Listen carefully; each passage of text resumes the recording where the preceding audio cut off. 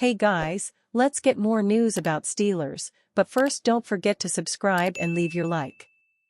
Steelers turn heads with kicker set to wear Kenny Pickett's number 8. In previous stints with the Pittsburgh Steelers, kicker Matthew Wright has worn number 16 and 4. But according to the NFL Jersey Numbers X, formerly Twitter, account, Wright will wear number 8 this summer.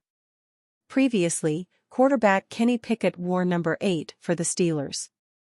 Pittsburgh Steelers, Matthew Wright is wearing number 8, wrote NFL Jersey Numbers on X, last worn by Kenny Pickett.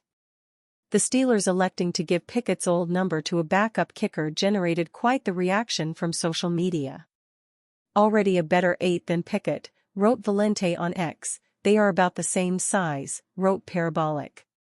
I bet he scores more points than Kenny had combined in this first 8 games lol, Steel City delegate added, making fun of Pickett's lack of scoring. To be fair to Pickett, kickers score more than any other player on the field. That's particularly true of quarterbacks, who don't officially score for the NFL record book with passing touchdowns. But even including his rushing scores, Pickett had 17 total touchdowns in 25 games with the Steelers. Last season, Pittsburgh averaged 16 points per game in 12 Pickett starts. It doesn't come as a huge surprise that the Steelers have assigned number 8 to a new player. With 90 players on the team's roster for training camp and the preseason, NFL teams can't really afford to not use certain digits. That's especially true if a handful of numbers are retired, which is the case with the Steelers.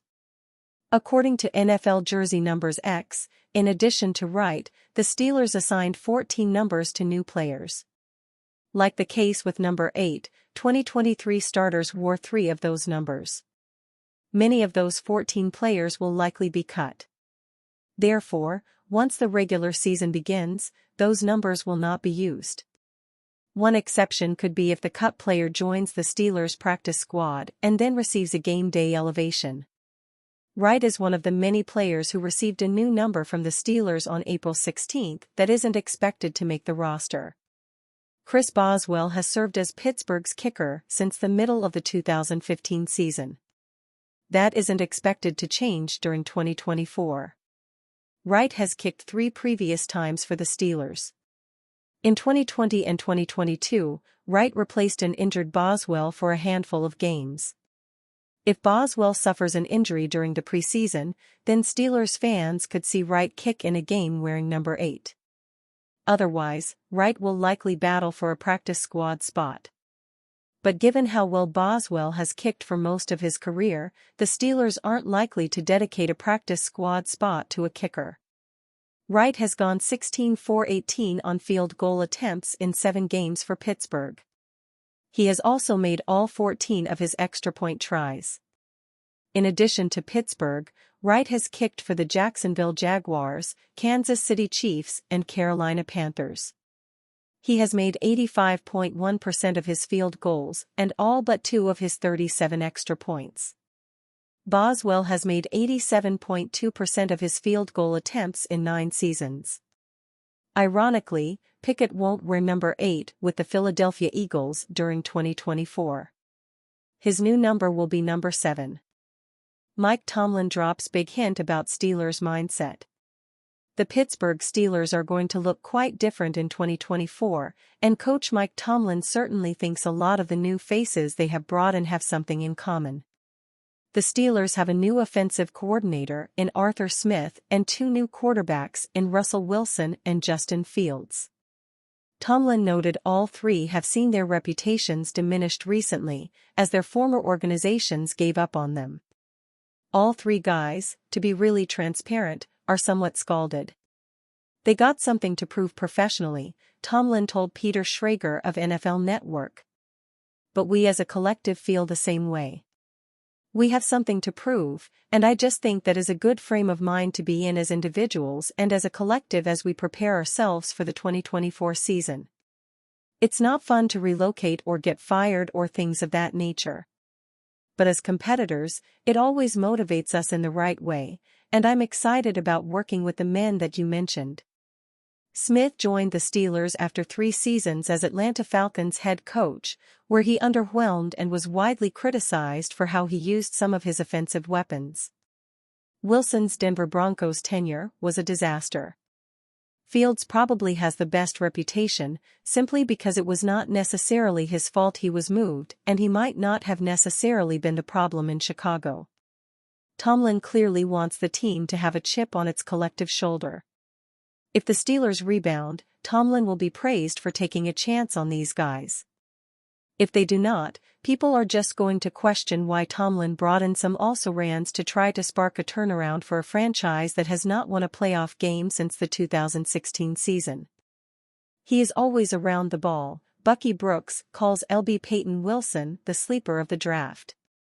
With the Pittsburgh Steelers' third-round pick at number 98 overall in the 2024 NFL Draft, they selected NC State LB Peyton Wilson. It has a similar feel to last year's 4th overall selection, with T. Darnell Washington falling well below where he was projected to go, mostly due to medical concerns. Both players had no issues during their final year in college, but there are long-term medical concerns.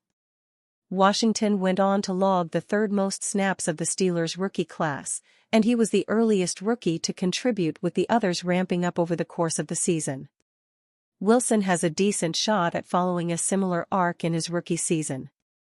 During the Day 3 broadcast on the NFL Network, Bucky Brooks and Maurice Jones-Drew spoke about Wilson and how great of value the Steelers got in the 3rd round.